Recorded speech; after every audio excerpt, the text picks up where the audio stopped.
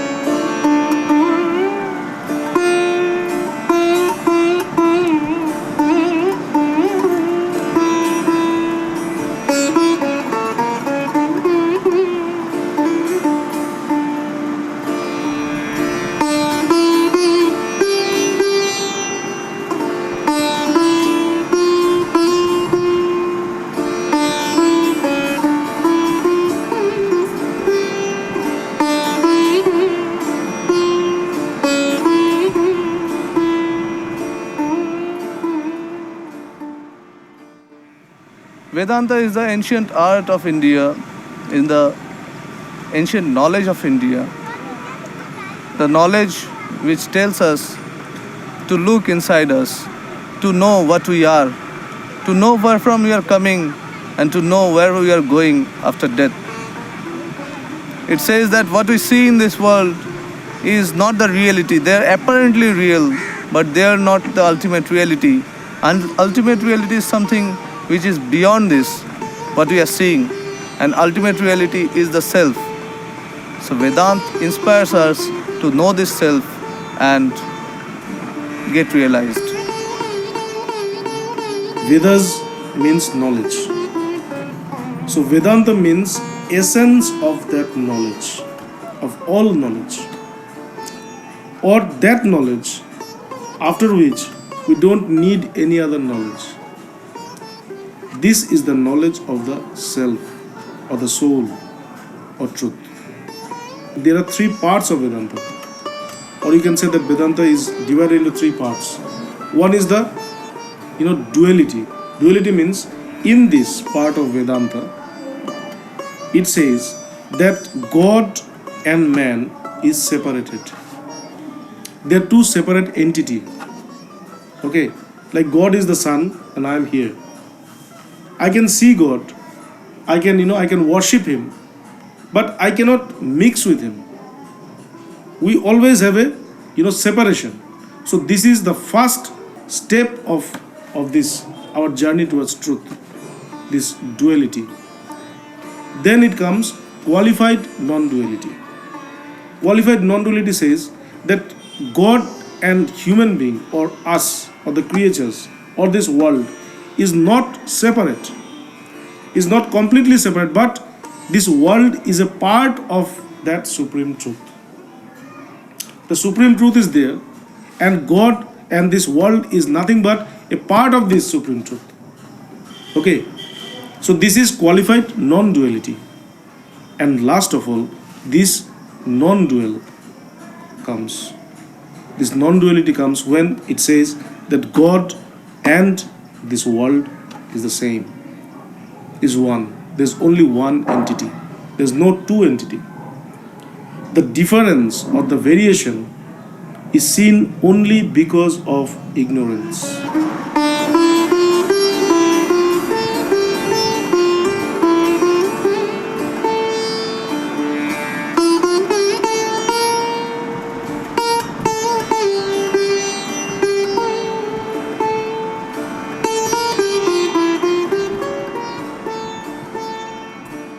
What is the true meaning of Vedanta? What Vedanta says?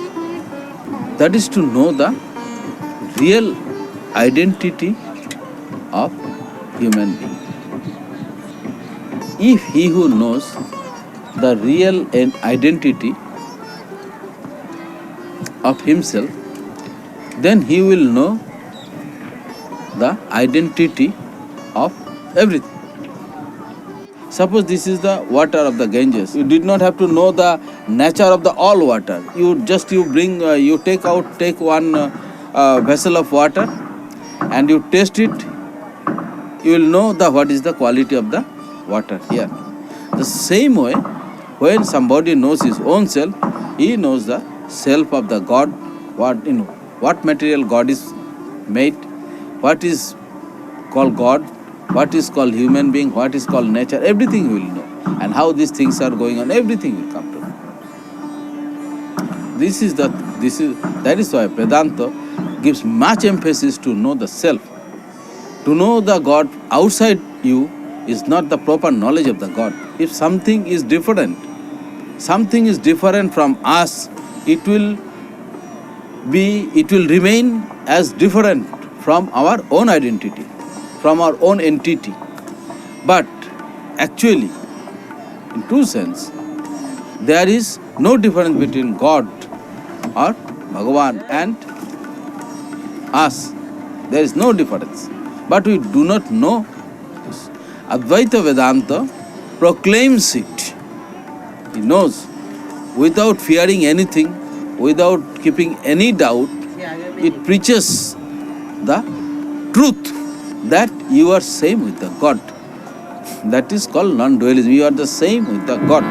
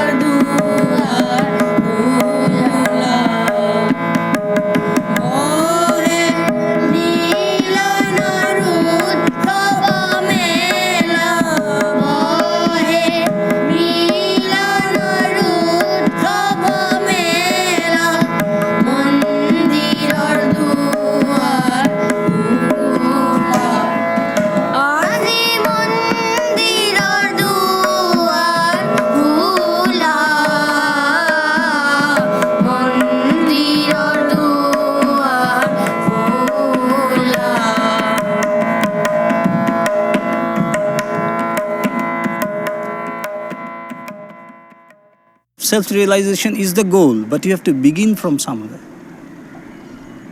The Supreme Self, it's indivisible, immutable, infinite. But when a novice begins the path, or when he begins to tread the path of spirituality, it's not easy for him to grasp the infinite with a finite mind. With his mind full of material things, with his mind afflicted, or with his mind always eager to hold something matter, something gross, it's not easy for him suddenly to overcome all the material things and grasp the infinite or think about the infinite. It's not easy for him because he is accustomed to thinking of something finite. His mind is finite. So our mind, when we are just novice, when we just begin to tread the path of spirituality, we are not accustomed to such great ideas. We are within some limits, some limited ideas, some limited thoughts. So we need something to grasp. So there we need something to grasp, a deity or an idol or a photo. It is to concentrate, but not to stick there. It's the initial point, it's the starting point. But the goal is not to stick to the photo, but to cross the photo and mingle with the infinite. But in order to concentrate at the beginning, as my mind is finite, I need a finite thing. As I have a form, I need a form. But when I will gradually come to know that I am the formless, my form will also vanish. Then the infinite will mingle with the infinite. But before that, until and unless I cannot go there, I am within the form. I need something which has a form. So I need a photo. So I need a deity. So I need an idol in order to concentrate. Swami Vivekananda said that each soul is potentially divine, and the goal is to manifest this divinity within. This is the essence of Vedanta. Vedanta says that we are all divine, potentially. Each and every one of us, we are potentially divine. And the goal of our life is to manifest this divinity by any means, by knowledge, by devotion, by action, or by yoga. These are the four normal paths or the natural paths which have been practiced, especially in the Hindu tradition, Hindu religion. Following this or practicing these four paths, one realizes the self when one practices seriously. There is Jnana Yoga, which is the way of the knowledge. There is this Bhakti Yoga, which is the way of the devotion. And there is this Karma Yoga, which is the way of selfless service. And there is Raj Yoga, which is the way of meditation. In Bhakti Yoga, there is two things. One is the devotee and his God. God and devotee are both separated. And the mean of Bhakti Yoga is love. The devotee, through his devotion, through his love, he tries to get God. He tries to have the vision of God, and ultimately he tries to get mingled with his God. That's what is bhakti, the way of devotion, the path of devotion. Jnana is the path of knowledge, the path of where through knowledge, where through intellectually, where we are just always negating, the path of negating. When you are negating whether I am this body, we are asking this question, who I am. When we are asking this question, who I am, so I gave a particular answer that I am such and such, I am Bhakti Chaitanya. But was I born with this name Bhakti Chaitanya as a tag? I was never born with that. So Jnana is the path through which you attain this consciousness, you get settled in this consciousness, which is called Sthita Pragya. But the most interesting thing is, finally at the summit, if you go deeper and deeper into the Bhakti Yoga, when you become a real Bhakta, when you become a real devotee, then you are also the perfect Jnani. And one who is a perfect Jnani, he is also a perfect yogi. He is also a perfect Bhakta. So Bhakti and Jnana and all the other paths ultimately leads you to the same source, to the same place. The source is one, ways are different. Actually, human being, all the devotees or the aspirants, they worship God through knowledge. That knowledge itself is God. In Vedanta also it says that you are that, Tattvamasi, you are that. So that what? It says that you are God, Aham Brahmasmi, I am that Brahman, I am that Atman, I am that God, I am that omnipresent. That Brahman is everybody. It's not in everybody, it's everything, it's the entire universe. We are all Brahman, I am Brahman, you are Brahman, he is Brahman, everybody is Brahman. Everything, all these particles in this universe, they are all Brahman. That's why God is not in the heaven. God is not over some special place. God is in everybody, because at the source, everybody is Brahman. But then the question comes that if we are all one with Brahman, then why can't I realize that I'm one with Brahman? It's because that there is a hindrance, there are some impediments, some hindrances, which is really not there, but which seems to be there, which doesn't allow me to realize myself as Brahman. This is Maya or this is ignorance. But still I feel it. Until and unless I realize that I am one with Brahman, I feel that Maya, I feel that ignorance, I feel the difference between me and Brahman. Vedanta talks about breaking the barrier between all of us. Some artificial barrier has been imposed on us. Vedanta talks about oneness. Vedanta believes in oneness and universal. And when you studying is one thing, but when you experience this, you experience the vastness in you, experience that you belong to everything, everything that you see or sense, everyone that you get in touch with is part of you, everything that you see or you can sense, and you get a sort of mental elevation, and that's the beauty of it. And you don't differentiate with people from people, irrespective of culture or creed or nationality. Everyone belongs to the same family. That gives a tremendous mental boost. Now when I mix with people, I try to see them from different angles. That oneness is there, that friendship is there, and I feel love for everybody now, and that love is more intense now. Vedanta is a way of life, and I have learnt it from Bhagavan, and I am trying to practice it in my life. And Vedanta teaches us how you lead more peacefully your life. It helps us to know ourselves, what we have inside. Always we look outside. We see with our eyes the materialistic world. But when we close our eyes, we can see the internal world. And Vedanta helps us to see the internal world. It's not a bookish knowledge. It helps us to feel yourself, to feel myself, and which at this moment everybody needs it. Vedanta helps us to be in our original nature 24 hours. Vedanta helps us to be in the vibration-less state forever.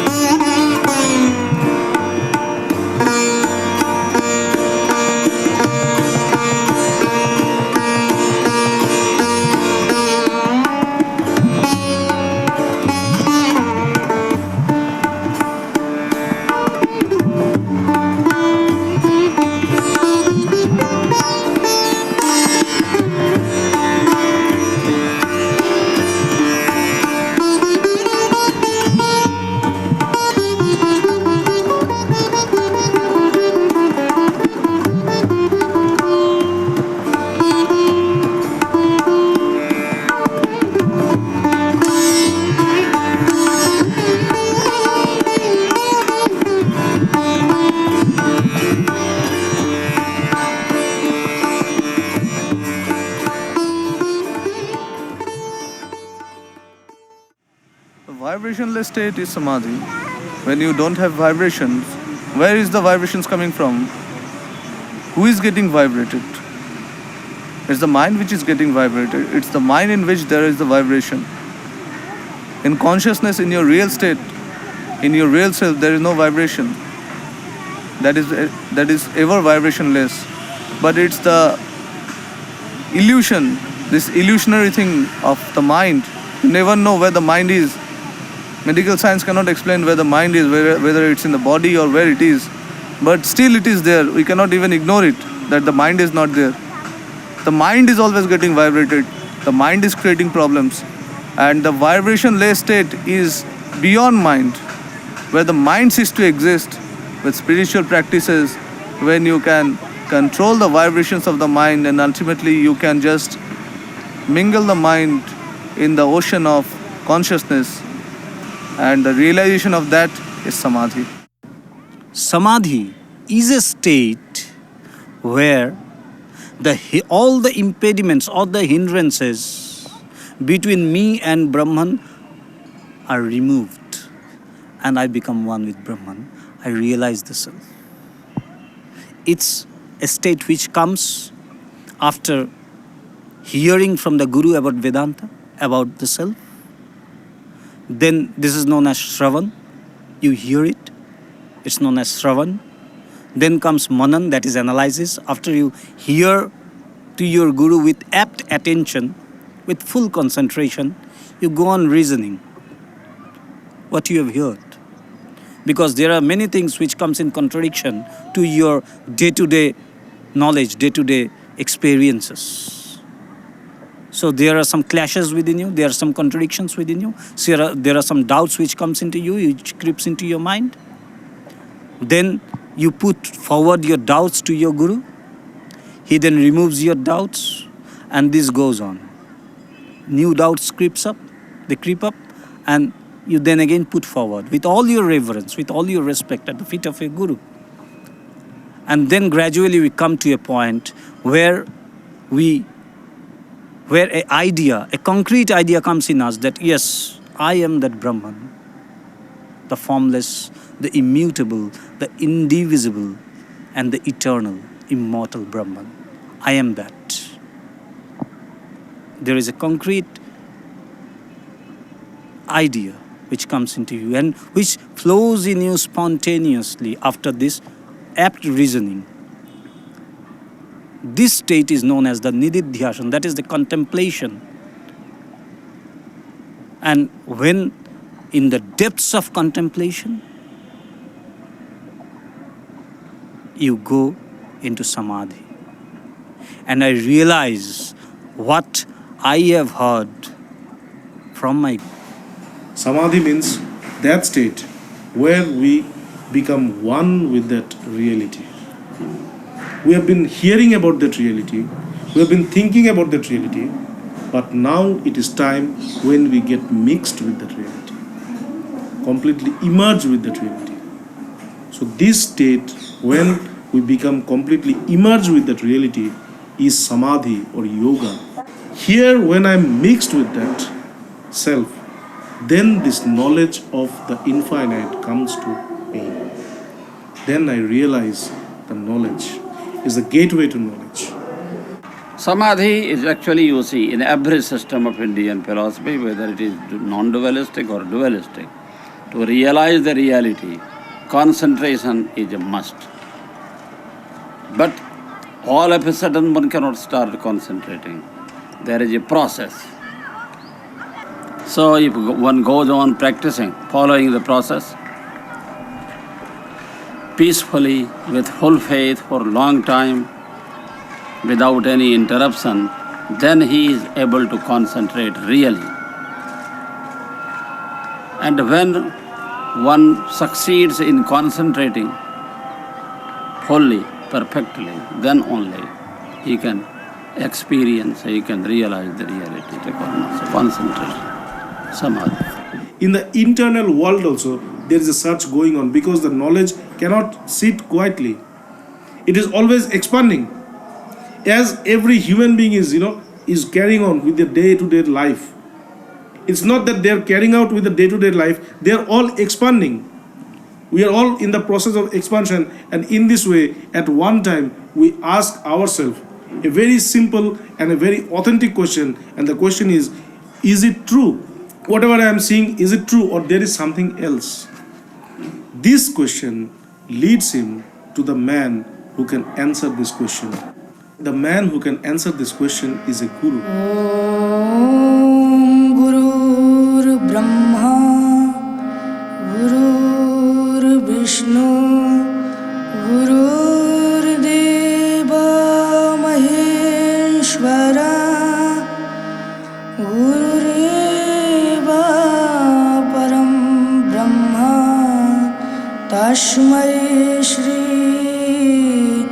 Gurave Namaha Ajnanatimira. Guru means a person who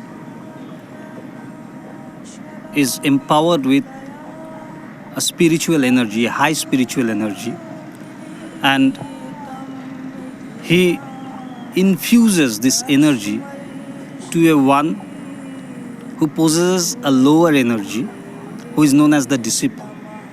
So Guru is one who infuses this spiritual power into the disciple, and he is the one who helps you to realize the self.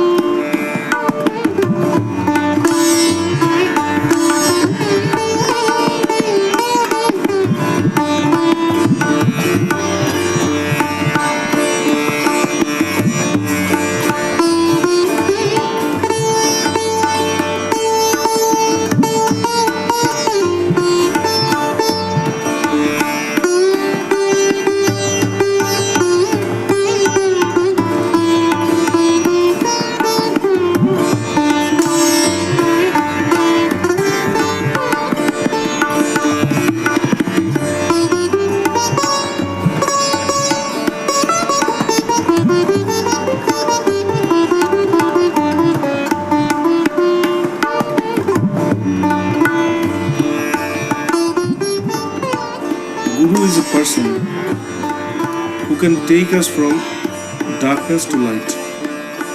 Darkness here means ignorance, not recognizing myself or not recognizing the truth. Because we don't recognize the truth, that is why we are in illusion. And because we are in illusion or in falsehood, so we are subjected to birth and death. This life that we see, it's going to culminate into death at one time. Nobody can avert it. There's no way that we can go out of it. But there's only one person who can take us from this illusion to the truth, and he is called a guru. So what does it teach? And what is the illusion? The illusion is recognizing our body as ourself. So we say that this body is me, or the intellect, or the ego. Always this makes an impression of I everywhere. So whenever we talk about ourselves, we recognize this body or the mind or the intellect or the ego as ourself. But this is not ourself. It is just a reflection of the true self. The true self or the real nature of mankind or the supreme truth is always beyond whatever is seen or perceived through the mind or the intellect. It says the world that I am seeing is not true in that sense that it is not like this that I see. It is different. And to show the reality, we have to come to a person who not only knows the reality, who not only knows the supreme truth, who not only have realized this supreme truth, but is always established in that supreme truth. Without guru or without master, this practice of spirituality becomes in vain. It remains in vain because he doesn't find the path, find the way. That is why this master in the spiritual world it is required. Once you've realized the self, once you have realized that absolute knowledge, that knowledge guides you. And this ultimately is seen to be the true guru. You ask the knowledge and the answer just comes up. Once you realize the self, the end point, what are we realizing? It's the origin of the mind. So all minds are exactly the same. It's just that they manifest in different ways, that's all. So if you reach a certain depth of mind, you have an intuitive understanding of all the levels underneath that point. Mangalam Bhagavan Vishnu. So this guru, this master, is not a man, human being. He is the embodiment of that knowledge.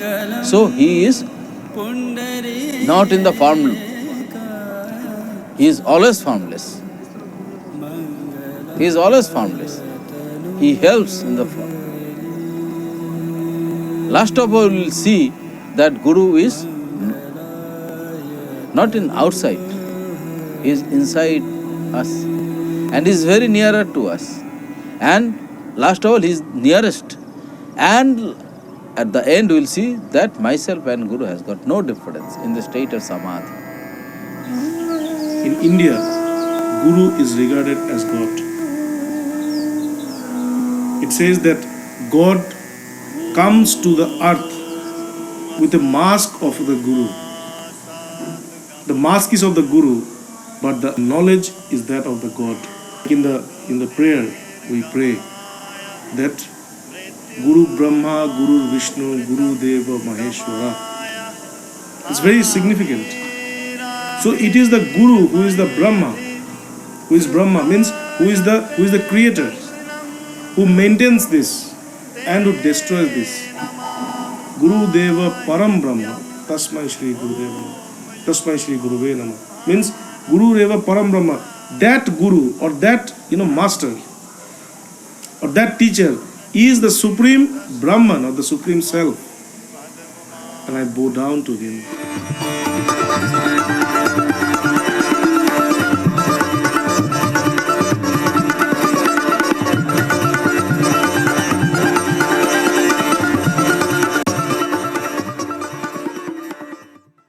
Spirituality means to know thyself, to know yourself first. If you know yourself first, then you know everything. The difference between us, color and kids and country, it is due to our ignorance. So regarding spirituality, the main thing is to stop ignorance, to banish the ignorance, and the original knowledge of light should come to our life. And then it is our duty to spread the light to the whole universe, as because universe is ourself, it is mine. It is not only anybody's property, it is the property of all. So everybody should live here, work here, laugh here, without any fear. Fear is everywhere. So spirituality can banish the fear. So practice yourself, and the only practice that is you know yourself first, then that is the only spirituality by which you can banish all the egos, you can banish all the sufferings of the world. And it is true. And here is God lies in the heart of the people, not in the sky, not in the Moscow, not on the temple. So Vedanta means total knowledge.